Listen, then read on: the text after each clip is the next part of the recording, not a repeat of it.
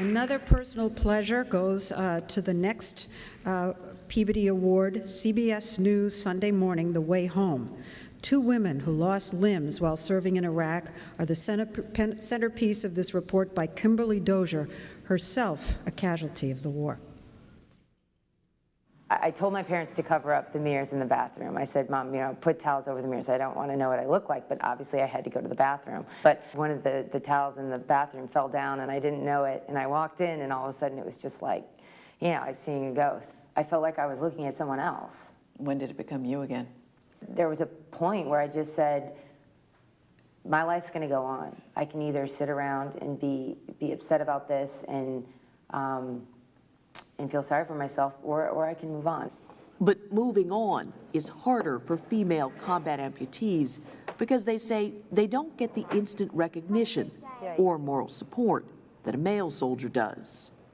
You go up to a young man and he's wearing a, Operation Iraqi Freedom t-shirt and he's in a wheelchair, he's missing both of his legs. Most people are going to say, oh, wow, did you serve our country? And no one ever comes up to me and says, wow, did you lose your arm in the war?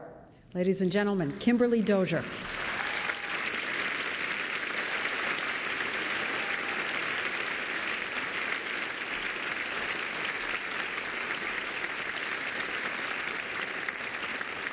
Thank you very much. And that's part of a large team of people that brought this about. You saw two of them just now, Dawn Halfaker and Jaunita Wilson, who started the clips at the beginning of this ceremony. This was a journey about healing despite incredible injuries, trying to return to normal, and then catching everybody out with your journey. For me, this was also the first story that I got to do that wasn't about me, so I loved it. It was also something I, in some way, understood, though it's hard ever to understand these two women waking up every morning with something they'll never get back, a limb. Now, there was a team of people that helped tell this. From Sunday Morning, there's Reed Orvidal, it's behind me, and Rand Morrison out in the crowd somewhere had me track that over and over and over again until he literally had me crying at one point. He's like, why aren't you speaking? I'm like, I'm crying. So good on you. The Flashpoint team, including Judy Tygard, who helped find those characters, and also the camera crews that worked on this.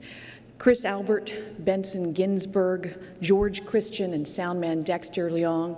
As we went into Dawn and Juanita's households, we had to take apart their homes, put lights in their face, sit them down and tell them, okay, open up about the most painful moment in your life and everything that's happened since. And you can't do that without amazing teams of people who make all of us feel comfortable to bring our hearts out, wear them on our sleeves.